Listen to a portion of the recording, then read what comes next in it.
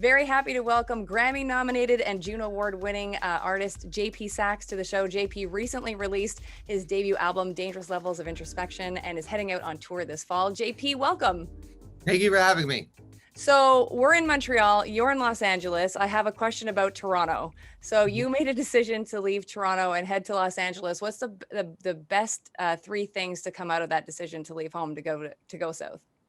The best three things that came out of the last 9 years of my life.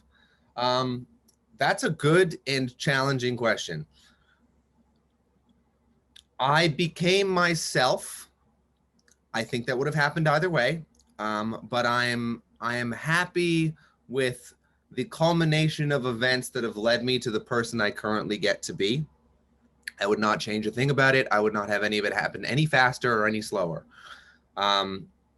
I missed home the whole time, but I also got to build a life that felt like mine. That is a less sequential answer than the one you were looking for, but it felt honest, so I'm going with it. That's perfect. Now, I was reading somewhere in all the notes that I had about you that the shower is a very important place for you. Can you tell your fans why?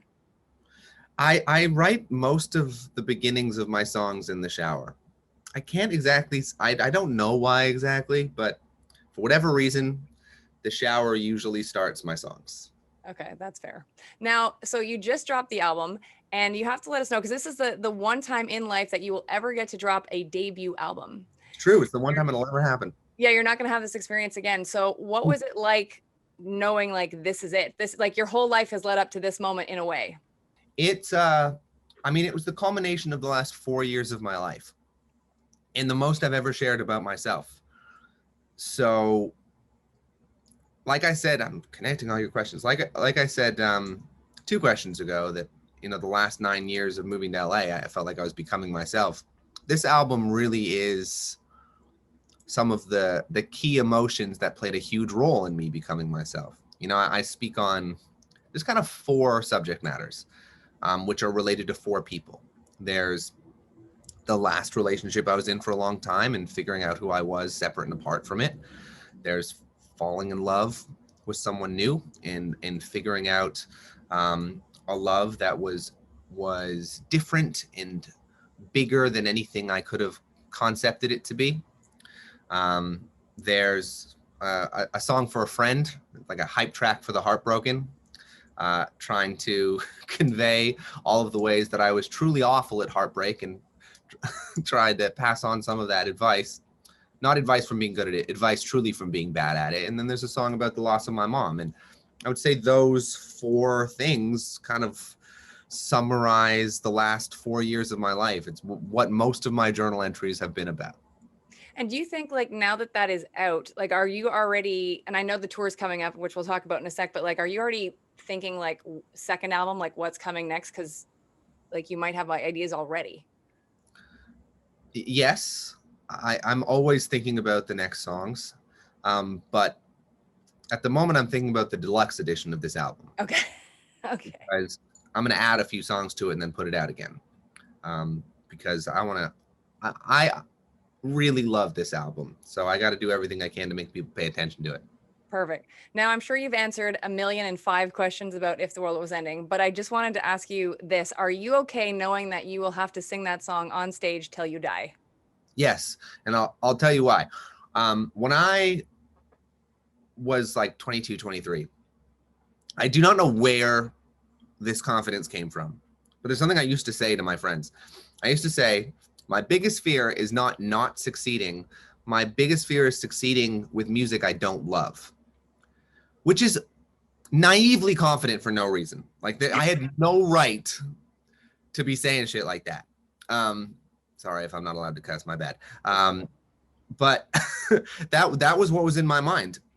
So fast forward, If the World Was Ending is the song that in many ways started this era of my career. Mm-hmm. And I love that song so much.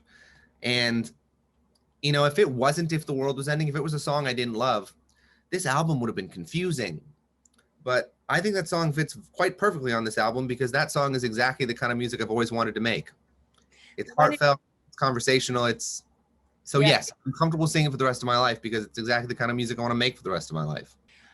Have you been to Montreal? Because if you lived in Toronto, obviously, I'm assuming you may have made that trek down the 401 at some point to Montreal. Multiple times. Okay, awesome. So what do you think about Montreal? Like where is Montreal sit in JP Saxe's heart? So my girlfriend's favorite breakfast in the world is in Montreal, and it would be a really good moment right now if I remember what it was called. But the last 2 times I've toured in Montreal, Julia's been like, "You have to go to." I wish I was at home, so I would just ask her. I'm at the studio. I'll have to get back to you on what the breakfast place Okay. is. Shout out a local Montreal business. It's I mean, some of my favorite shows. The Corona Theater in Montreal, where we're playing, is one of my favorite venues in the world. Perfect. We love to hear that. That's awesome. And which you'll be here on November 1st. What do you want fans to know about you coming in? Like, I know you can't give away secrets, but like, is there something you just kind of want them to know and feel about your arrival when you come here in November? I can tell you secrets. What do you want to know? Great. Tell me secret. Actually, my follow-up question to that would be, is it hard being in a relationship with a fellow songwriter? Because I know what it's like being in a relationship with a fellow radio person. So I'm wondering, like, if it's challenge. I know it's obviously great, but is there challenges being with someone who does your profession? I mean, the pros and cons for sure. Okay. I always used to say I would never date another songwriter. Yeah.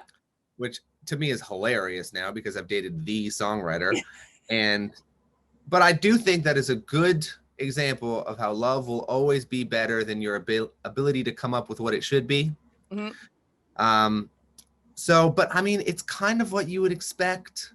You know, we'll just be having a lovely conversation and one of us will be like, "Oh, you should put that in a song." And then the other one will be like, "Can we just talk, please?" But we're both guilty of that. What artist or producer would you love to work with that you haven't yet? Because you've already worked with a lot of great people, but I'm assuming there's somebody else on the list. There's a lot of people on the list. Beyonce. I'd like to work with Beyonce. I'd like to work with Drake. I'd like to work with Alessia Cara. I'd like to work with Jesse Reyes. I would like to work with Paul McCartney, Stevie Wonder, Joni Mitchell, a lot of people. Where were you and how did it feel the first time you heard your song on the radio? Whichever song it was. Do you want the emotional version of that story, or do you want... The first time I heard myself on the radio was at 2 a.m, leaving Sunnybrook Hospital in Toronto, driving back to my Airbnb. It was a pretty special moment. Nice. Can we know, and was it If the World Was Ending, or was it a different song? It was If the World Was Ending, Okay. Yeah. That's awesome. I know I got to let you go, but I did want to ask you too, as a songwriter, in the last 6 months, is there a song on the radio that you wish you had written? There's only one song in the world I wish I had written. Okay. It's called I Can't Make You Love Me by Bonnie Raitt, one of my favorite songs ever. Other than that song, I've never been an I wish I wrote that type of writer because I use my songs as a way to feel more connected to my own life. So if I love songs. I love songs I didn't write. It'd be an incredibly narcissistic thing to say otherwise. But I love them because they remind me of parts of my own life, but they're not my own life. And I want my music to be my experiences. So I wouldn't want to take a song that didn't feel like my experiences, which is why I'm not lusting over trying to take other people's songs, except for that Bonnie Raitt song, because I think it's 2 last quick questions. Now that you're in LA most of the time, is there some food from Canada that you miss? Food from Canada that I miss. It's not so much a food, but I miss not feeling judged for putting ketchup in my mac and cheese. Because when I put ketchup in my mac and cheese back home, no one bats an eye. Everyone's perfectly fine with it, and they're probably putting ketchup in theirs as well. But whenever I do it here, people look at me so suspiciously, and I'm tired of the judgment. Understood. And final message to your Montreal fans? Final message to my Montreal fans. I have very much enjoyed yelling at the top of my lungs with you every time I've come to Montreal in the past. And now that this will be my first headline Montreal show, you're gonna get all of my emotions, and I would like to share them with you and feel some of yours as well. So come hang, and thanks for giving a crap about my music, because it means a whole lot. Hey, it's Kelly Alexander, and thank you so much for watching. Please make sure to subscribe to our YouTube channel, youtube.com/Kelly Alexander Show, so you are the first in line for all the cool content coming your way.